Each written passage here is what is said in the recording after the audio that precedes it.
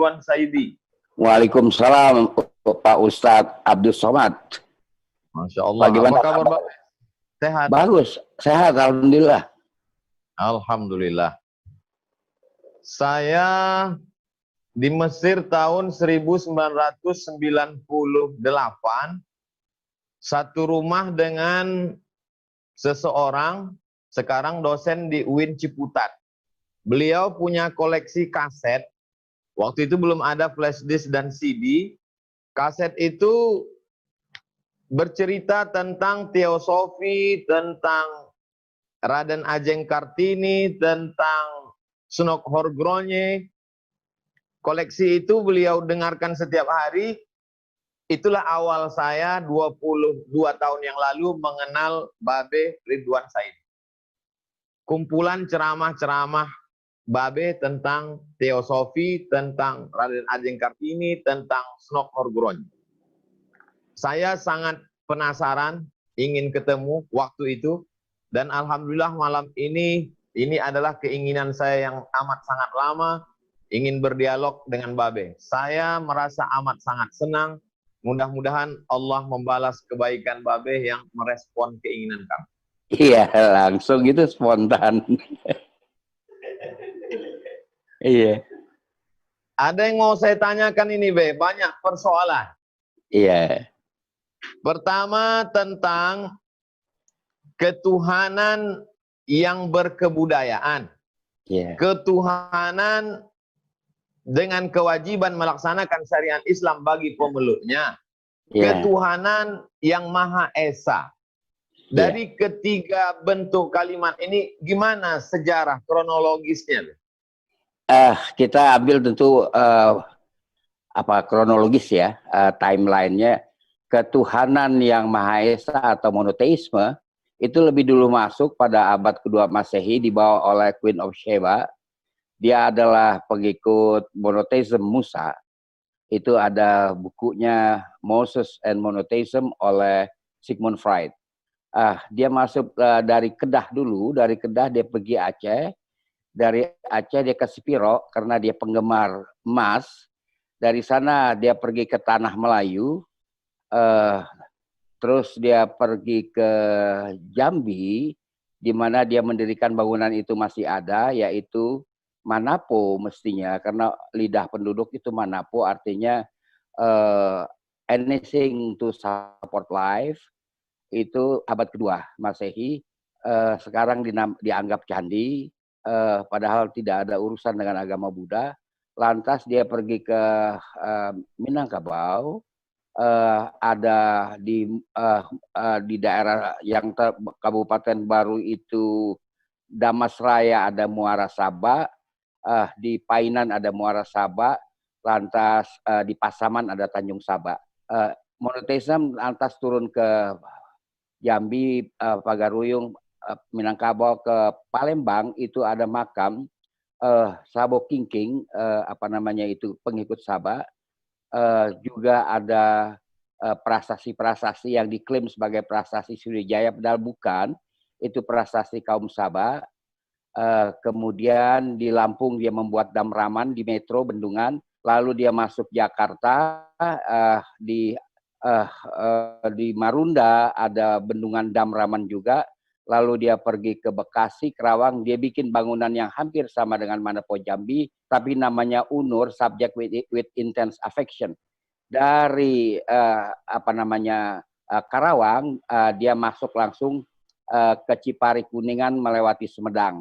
Dari Cipari Kuningan dia kembali ke tempat asalnya. Jadi sekitar 10 tahun dia pergi menyebarkan monoteisme. Itu yang satu, yang kita kenal sekarang sebagai ketuhanan yang Maha Esa. Yang berikutnya itu sebelum kita masuk ke ketuhanan yang berkebudayaan, tadi Pak Ustadz apa tadi yang ketuhanan yang Maha Esa? Ketuhanan dengan syariat. Syariat Islam. Oke. Itu 9 tokoh, diantaranya 5 Muslim, yang menjadi panitia perumus dari sidang-sidang BPUPKI tentang Pancasila. Dia kelima kawan kita ini, bapak kita ini tidak orang Jawa bilang tidak ujuk-ujuk memasukkan syariat Islam. Tidak ujuk-ujuk. Karena sejarah masuknya syariat Islam ke dalam sistem hukum Indonesia itu dimulai dari adanya zona-zona ekonomi. Kalau kita buka kitab sejarah itu penuh sesak dengan kerajaan yang ada maupun kerajaan fiktif. Kerajaan yang ada di Sumatera itu mulai dari Samudra Pasai, kemudian Kesultanan Aceh, Langkat, Delhi, Serdang, Asahan, tempatnya Pak Ustadz.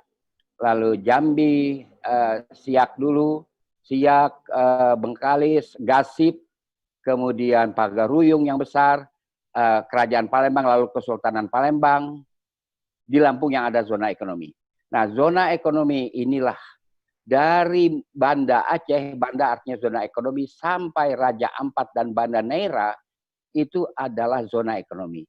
Seperti kita tahu, pelayar Arab menyebut daerah Banda Neira, dan Raja Ampat itu adalah Al-Masyriq Syarqiyah, negeri timur yang paling timur. Mereka diikat oleh bahasa Melayu. Yang kedua, mereka diikat oleh hukum Laut Melayu. Yang di Melaka dikatakan itu adalah kanun Laut Melaka. Hukum Laut Melayu dan kanun Laut Melaka itu berdasarkan fikih Islam. Itu yang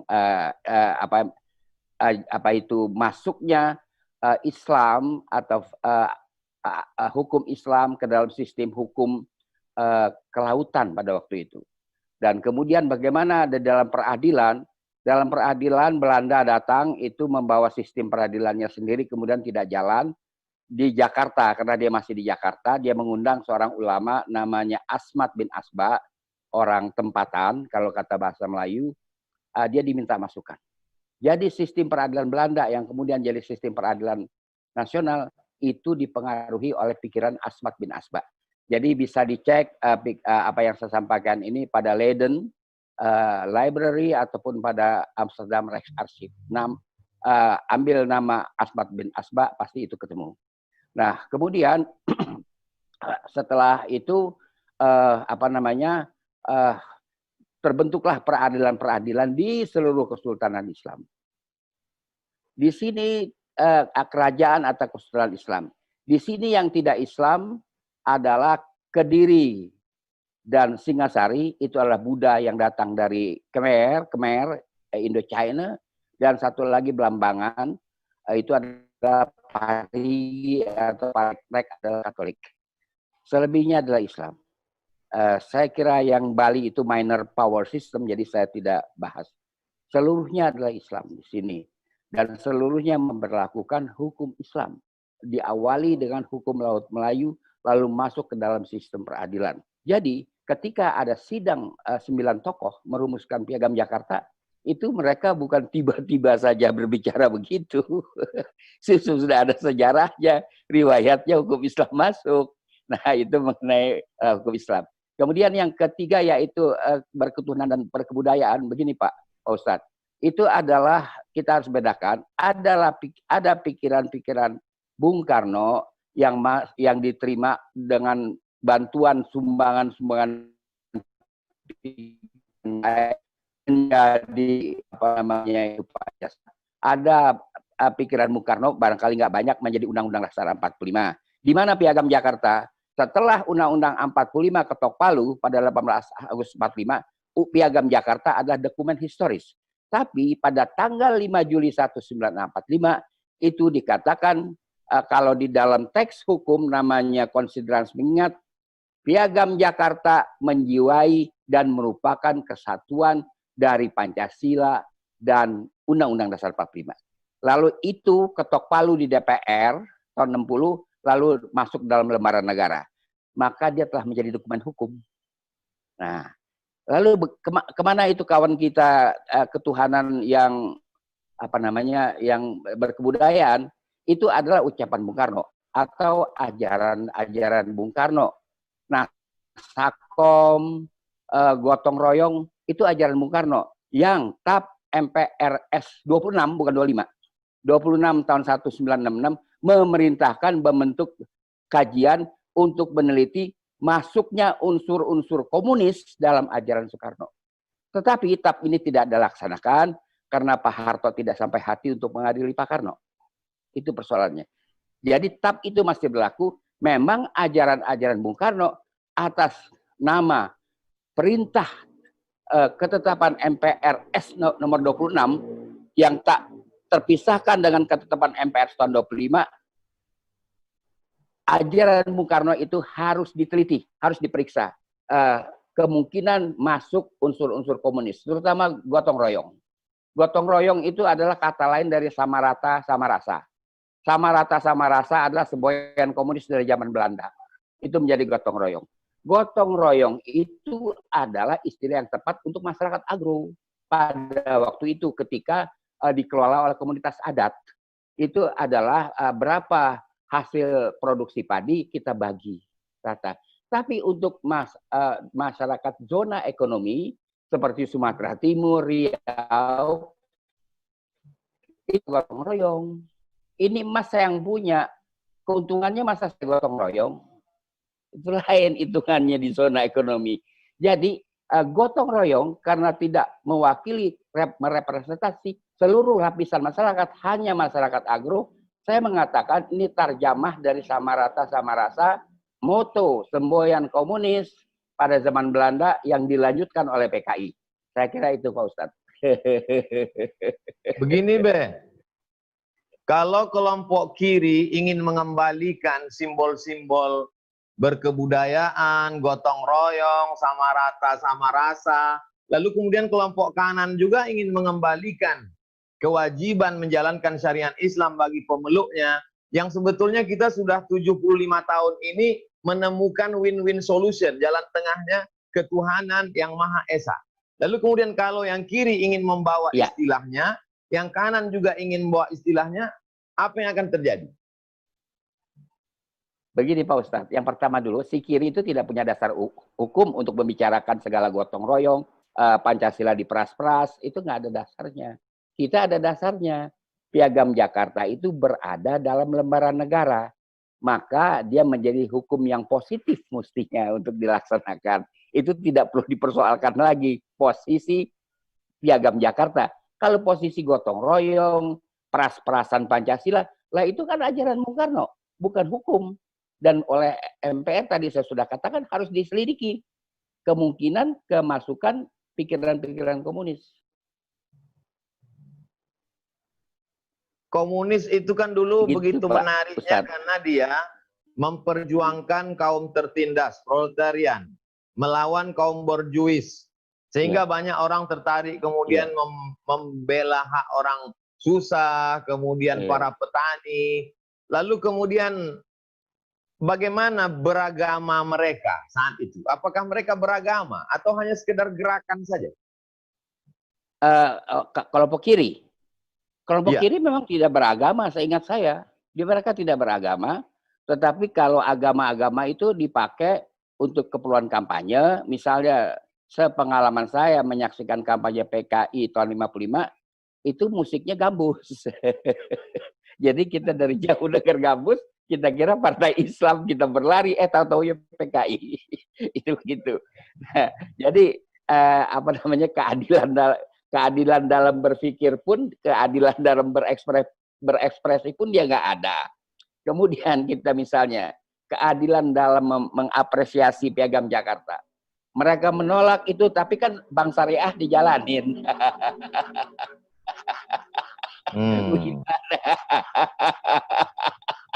Iya kan? Piagam Jakarta ekstrim. Kok Bank Syariah nggak ekstrim?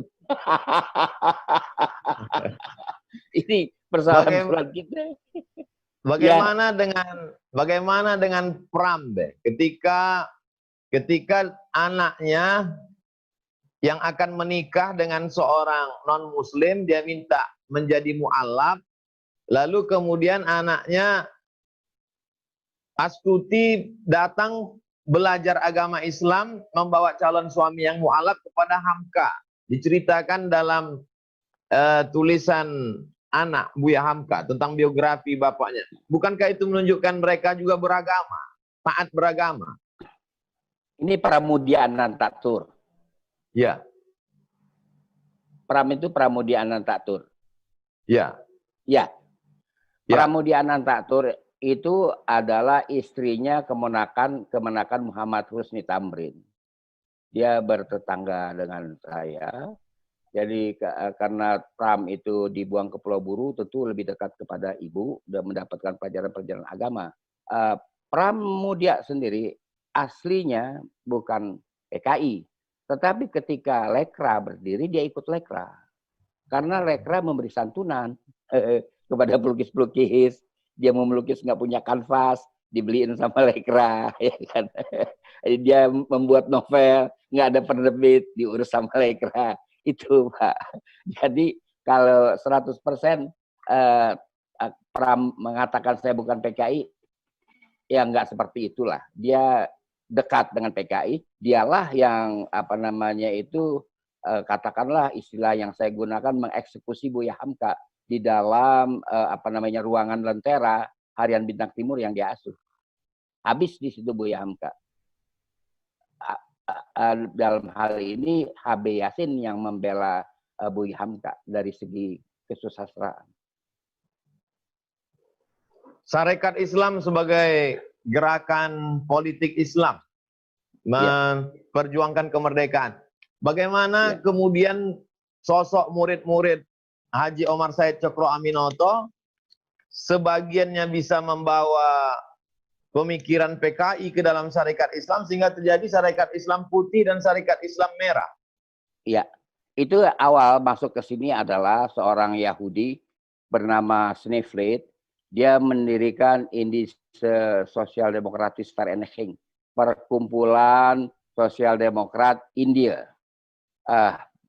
Dia lebih awal sebelum Sarekat Islam berdiri pada 1911. Mereka masuk Sarekat Islam.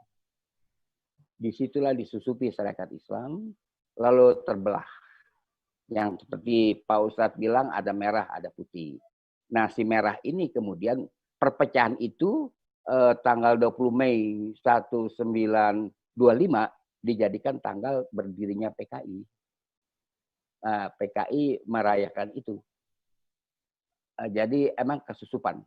Sehingga kemudian Sarekat Islam merapikan dirinya, membentuk apa yang dinamakan Sarekat Islam Afdeling atau cabang Afdeling B. Sarekat Islam Afdeling B ini tokoh-tokoh Sarekat Islam yang bekerja di bawah tanah.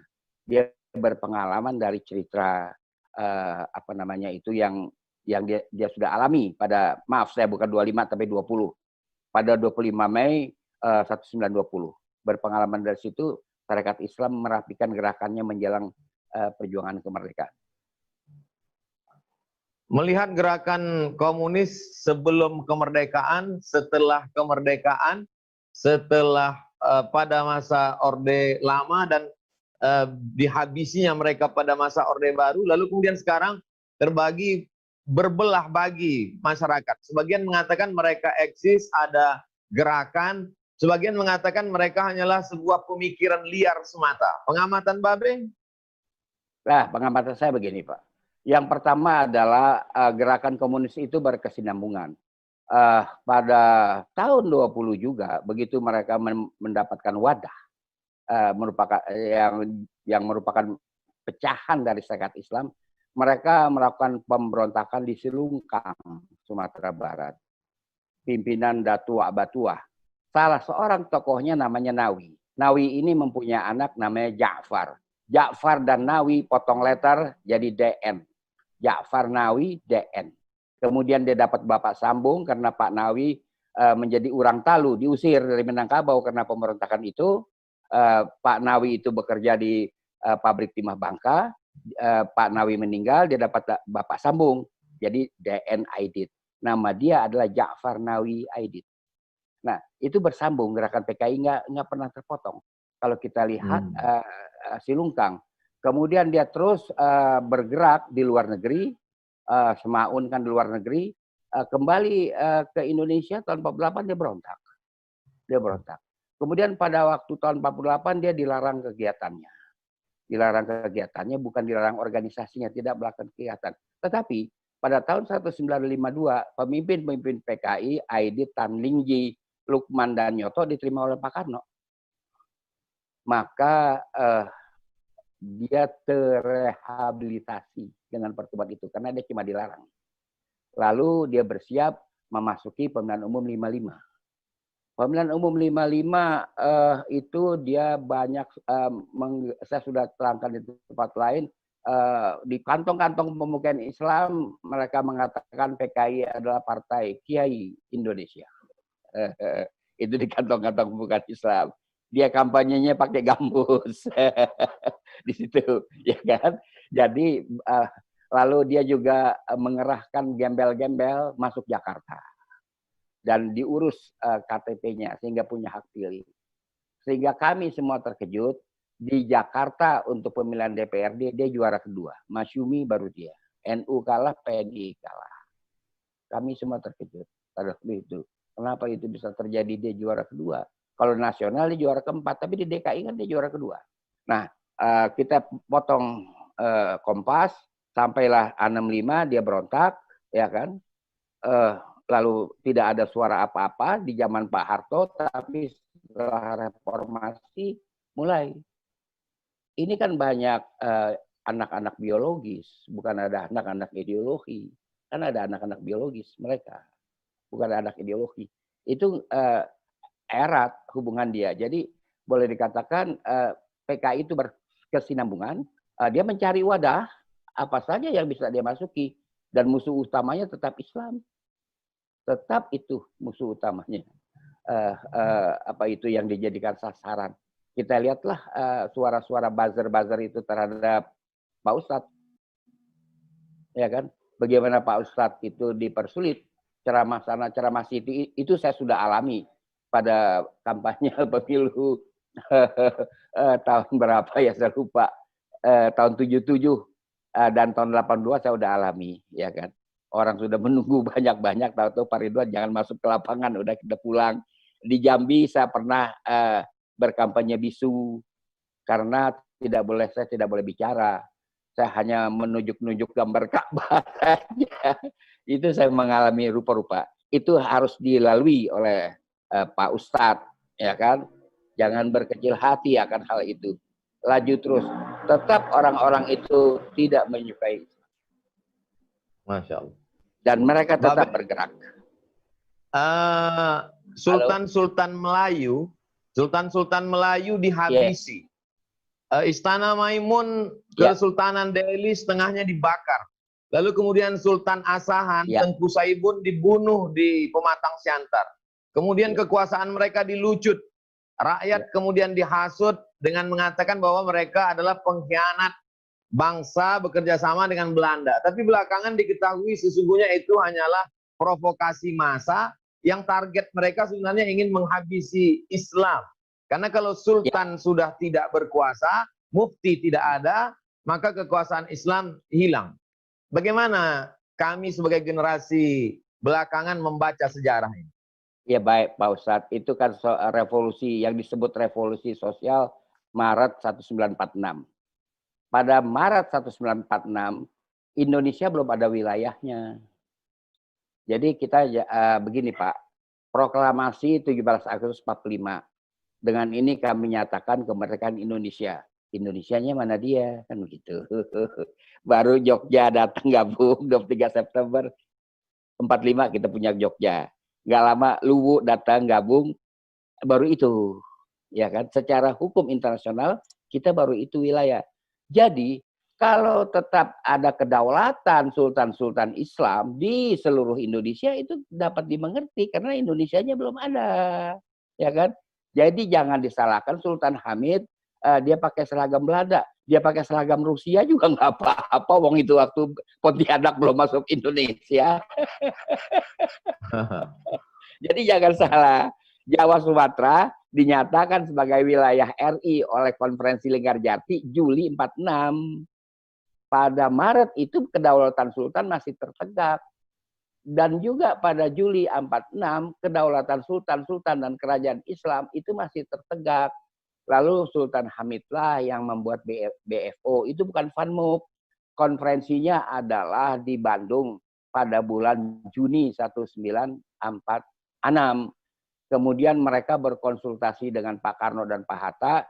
Pak Karno dan Pak Hatta menugaskan kepada Pak Rum untuk menampung pikiran-pikiran kalangan kesultanan. Semua. Lantas terjadilah konferensi meja bundar 27 Desember. Kalau BFO yang merupakan federasi dari 15 kekuatan daerah antara lain Sultan itu tidak tanda tangan, kagak jadi. Republik Indonesia Serikat kan ada tahapannya, nggak langsung RI, Republik Indonesia Serikat. Kemudian diangkatlah Pak Natsir sebagai Perdana Menteri karena beliaulah yang diterima oleh Sultan-Sultan. Disitulah dalam masa kekuasaan Pak Natsir dari bulan Januari sampai dengan Agustus dia bekerja menghubungi semua sultan, meminta pendapat sultan-sultan. Kalau S-nya kita buang Republik Indonesia saja, kurang lebih begitu. Semua setuju, semua setuju. Dan kemudian ketika ada pernyataan dari PBB, karena waktu kita raise keanggotaan kita itu kan S-nya dibuang, RI-nya ditambahin S di PBB. Nah kemudian ketika S-nya mau dibuang lagi, itu ada resolusi lagi. Itu disetujui oleh Sultan Hamid dan Sultan-Sultan bahwa yang jadi anggota PBB sekarang Republik Indonesia. Kan gitu. Jadi itu melalui tahapan, enggak sekaligus. Dari Republik diproklamasikan, Indonesia diproklamasikan sampai 17 Agustus 1950 terbentuklah Negara Kesatuan Indonesia. Diringkas NKRI. Di zaman reformasi ditambahin NKRI harga mati. Itu kan tambahan. Kalau kita cari tab MPR-nya mana dia kagak ketemu. Itu tahapan nggak apa-apalah. Untuk kegembiraan kawan-kawan kita, dia menciptakan NKRI ditambahin harga mati. Jadi itu Pak, semuanya melalui proses. Ya kan? Jadi nggak boleh semudah itu mengatakan Sultan pro Belanda, Kesultanan Anu pro Belanda. Nggak ada yang pro Belanda. Semuanya bekerja untuk Indonesia. Kalau nggak ada kesultanan, tidak ada cerita Indonesia. Jangan salah, karena kesultanan itulah berikut zona-zona ekonomi mereka yang membangun hubungan internasional. Begitu Pak. Dan inilah begitu semangatnya Pak Natsir untuk meraih hati para sultan, untuk menyatukan. Ya. Karena Pak Natsir diterima oleh para sultan-sultan Melayu khususnya. Lalu kemudian kenapa pada akhirnya Pak Natsir malah bergabung dengan PRRI? Apa yang terjadi sebenarnya? Saya tanya dengan Pak Natsir dalam suatu pembicaraan, saya bilang, Pak Natsir, kenapa Bapak ikut berontak? Dia nggak menjawab pertanyaan saya. Dia tinggal di Jalan Cokroaminoto, dulu namanya Jalan Jawa. Serambi depan rumahnya itu pintunya terbuka, dia mengalihkan pandangannya ke jalan raya, dia memperhatikan becak-becak, baru dia menatap saya dengan kaca. Dia bilang, Saidi, hampir setiap malam pemuda rakyat 2 truk datang ke rumah kami, berteriak-teriak menteror kami. Kemudian Umi, istri beliau ditunjuk, Umi itu terus-menerus diteror telepon. Saya mengadukan kepada Kejaksaan Agung meminta perlindungan. Tetapi nggak ada respon kalau bahasa sekarangnya. Akhirnya Saidi, dia manggil saya Saidi, saya memutuskan Jakarta bukan tempat yang tepat untuk saya bermukim lagi. Saya harus kembali ke Padang. Dia kembali ke Padang. Sampai di Padang, tahu-tahu teman-teman sudah menyiapkan itu, katanya maksudnya PRRI. Jangan salah, Pak Natsir nggak ikut kabinet PRRI. Dia menyarankan, kalau kita katakanlah berontak, harus tetap di dalam Republik Persatuan. Di dalam Republik Persatuan, istilah dia bukan negara kesatuan, harus tetap dalam Republik Persatuan. Dan Pak Natsir itu tidak jadi menteri apa-apa, tidak punya jabatan di PRRI, tapi beliau ikut lari-larian, dikejar-kejar tentara pusat Islam pada waktu itu, dan diserukan agar kembalilah nanti akan dapat amnesti dan abolisi Pak Nasir kembalilah ke Jakarta, langsung ditangkap, digiring ke penjara. Mula-mula penjara Gang Tembok di kota, lalu terakhir dibuang ke apa namanya itu Hotel Willis di Madiun. Begitu cerita beliau. Jadi dia nggak ikut, dia hanya memberi saran harus tetap di dalam Republik Persatuan, kata beliau. Begitu Pak. Masya Allah. Babe, slogan-slogan seperti pengkhianat, kemudian pemberontak, kemudian anti Pancasila, kemudian ingin menjual Indonesia, kemudian muncul apa yang disebut dengan komando jihad, kemudian ingin membuat negara Islam dalam negara. Itu sebetulnya ada atau hanya sebagai alat momok untuk membungkam tokoh-tokoh atau menangkap ulama? Begini Pak, sebelum itu pada masih PKI berkuasa, saya terus terang terlambat menyelesaikan studi saya karena tiap malam tidak tidur menunggu laporan teman-teman yang operasi di jalan. Kalau ada di suatu sudut jalan, di jalan mana ada coretan tembok. Coretan tembok PKI itu dua saja kalimatnya. Yang pertama adalah Kartosuryo, Darul Islam di kota, Darul Islam di hutan, HMI Darul Islam di kota, kan gitu kata PKI. Lalu ada juga HMI Antek CIA. Nah itulah yang kami alami saban malam. Nah yang sekarang ini yang dia katakan rupa-rupa terorisme dan sebagainya, itu kalau saya lihat physically apa yang disebut teroris itu, saya tidak yakin bahwa itu teroris. Maaf ya Pak, karena kebanyakan gerakan badannya itu LGBT.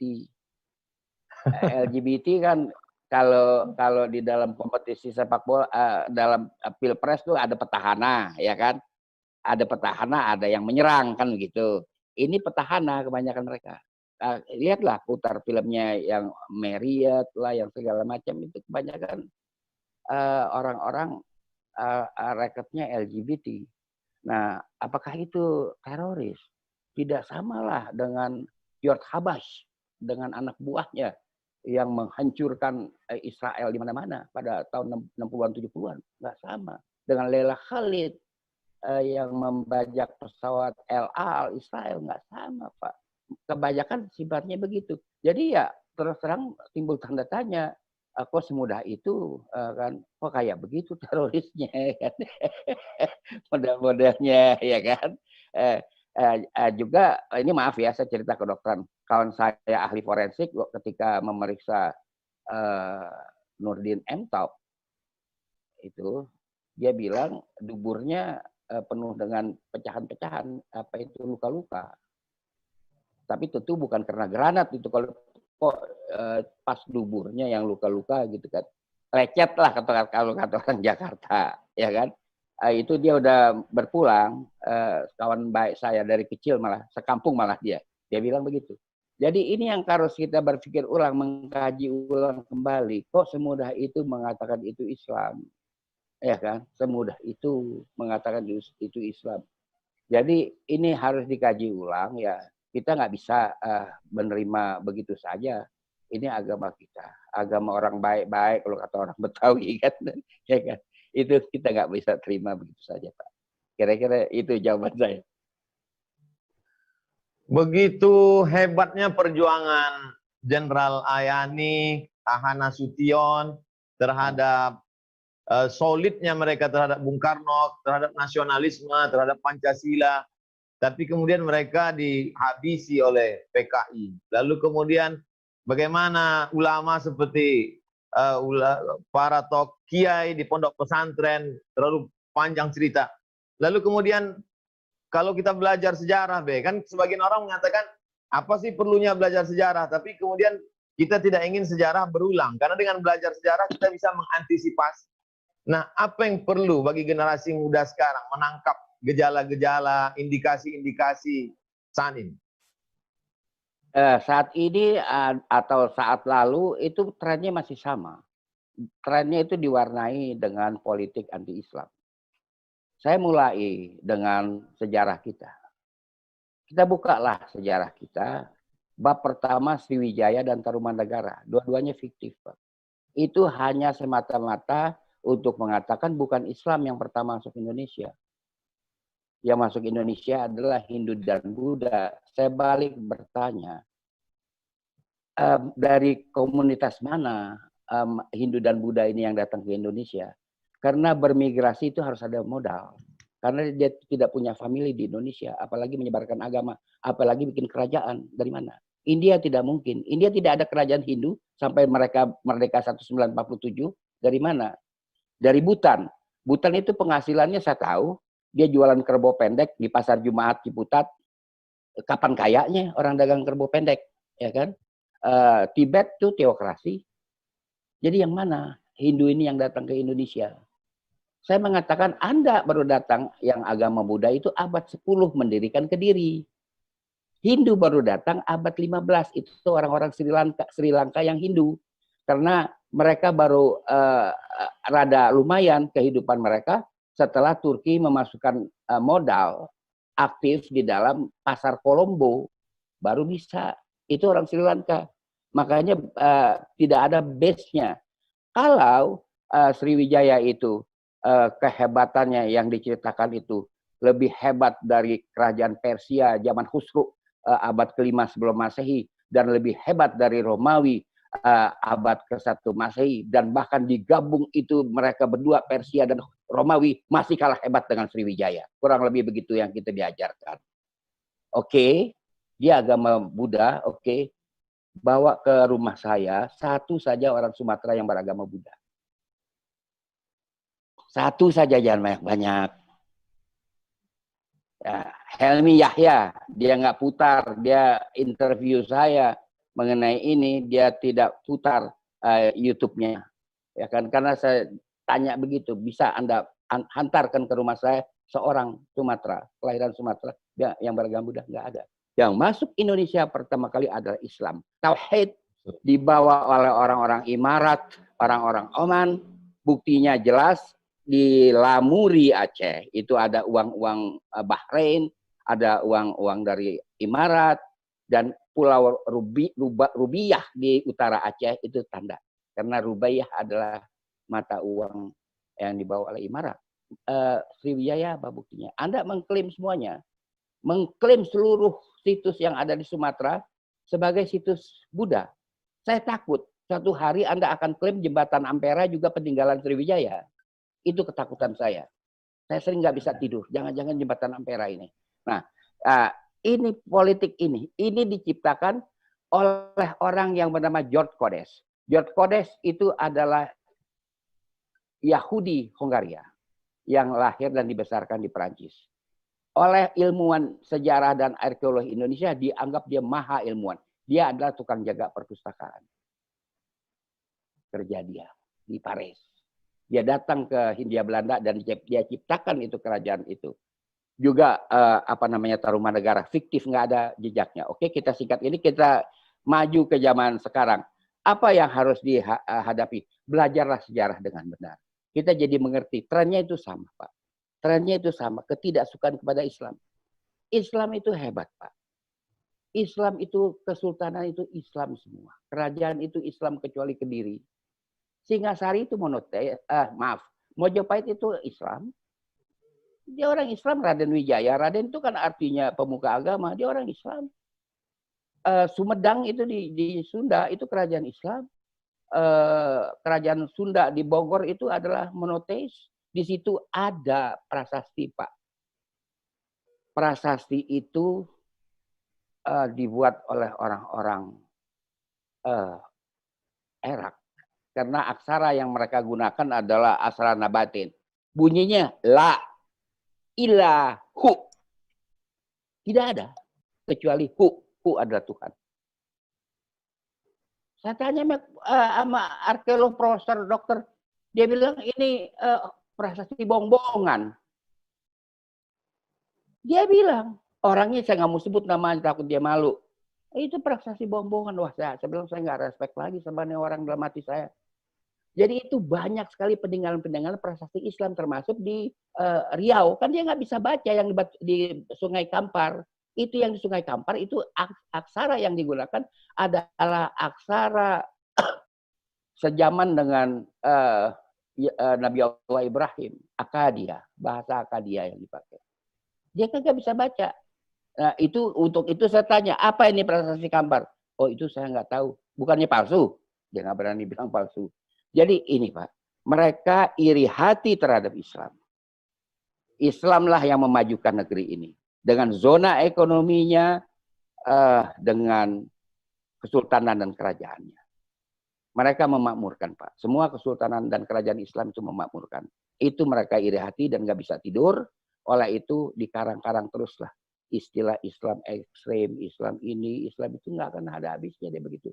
Sekarang kita bekerja terus, ya kan? Kita hadapi. Dia menghadapi dengan konsep kita layani lagi. Itu apa RUU HIP ya. Itu kan secara konsep ya kita hadapi itu semua. Dan dia sudah habis dengan HIP ini. Bu apa lagi dia? Apalagi yang dia mau bikin? Dia sudah trindil sama sekali nggak ada yang dia bisa tutupi lagi. Itulah kamu yang sejatinya. Nah oleh karena itu Pak, Bismillah lah kita jalan aja udah. Apalagi yang kita pikirin. Gitu Pak Ustadz. Dalam perjalanan Babe Ridwan Saidi, kalau saya dengar tadi tentang pencekalan, kemudian ceramah bisu, kemudian jadi sepertinya yang terjadi itu saja dengan model yang berbeda, dalam bentuk yang lebih canggih, dalam bentuk buzzer dan lain sebagainya. Jadi sebenarnya kita sedang berada jalan di tempat. Kalau ladenin dia, kita jalan di tempat. Mereka just layani.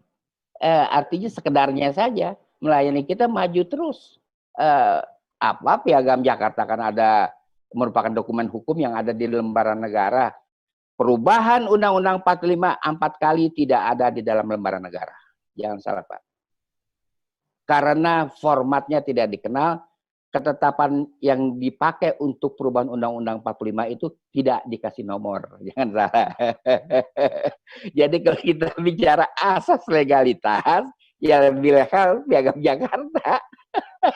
Daripada 4 kali perubahan, nggak ada di dalam lembaran negara. Itu ya kita nggak apalah, bagaimana apa yang harus kita pikirkan lagi, kita maju saja. Tentu ada risiko ya kan, di masa-masa muda saya mengalami ya sudah, itu pilihan saya. Itu pilihan saya. Saya berjuang agar otak saya hidup.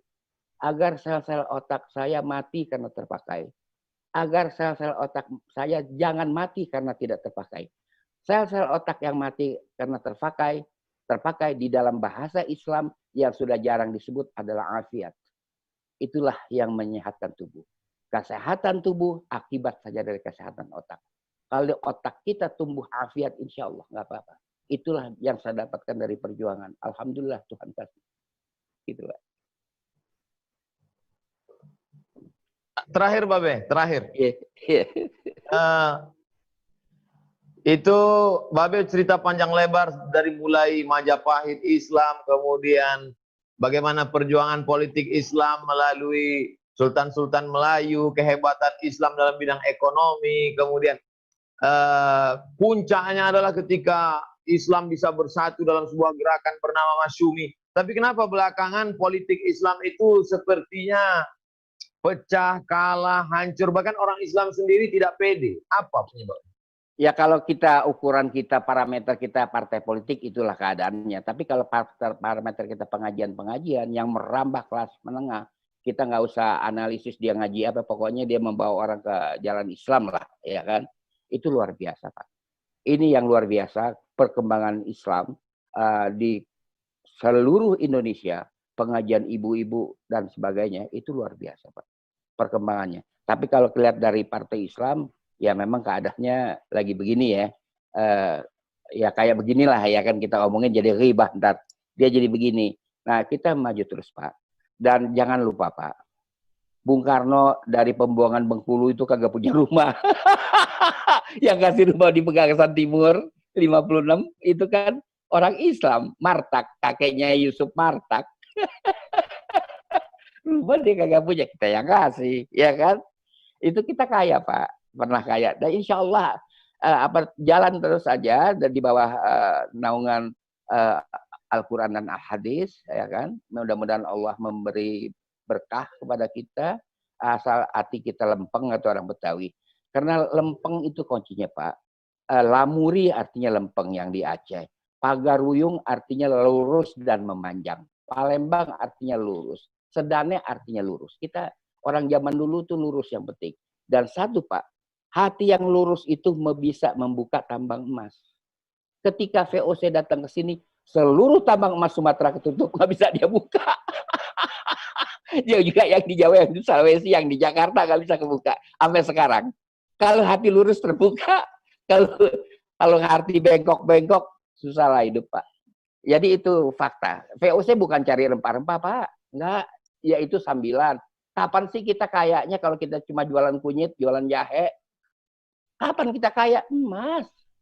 Semua yang namanya kesultanan itu dia tahu di mana emas digali. Belanda datang, Sultan memang dibaik-baikin karena dia minta ditunjukin di mana tempat emas. Itu yang orang-orang revolusi sosial salah paham. Ya Sultan nggak mau kasih unjuk dong. Semuanya tertutup, Pak.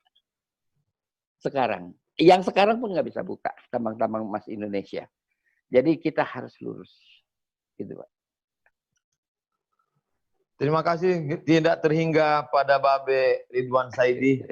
Dialog ini Masya Allah, saya berharap di masa akan datang Babe masih membukakan pintu hati untuk bisa kami berdialog. Kalau COVID-19 ini selesai, pintu rumahnya juga kami mau datang silaturahim. Iya, insya Allah, insya Allah.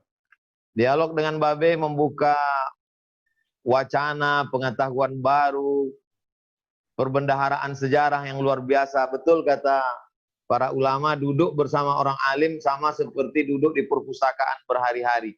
Mudah-mudahan dengan pencerahan dari Babe kami menjadi generasi yang lurus, generasi yang lempeng. Doakan kami selalu. Amin. Terima kasih. Jazakumullah khairal jaza. Saya mohon maaf selama dialog ini mungkin ada kata yang tidak berkenan di hati, menyinggung perasaan Babe. Mohon doa selalu. Jazakumullah. Wassalamualaikum warahmatullahi wabarakatuh. Waalaikumsalam.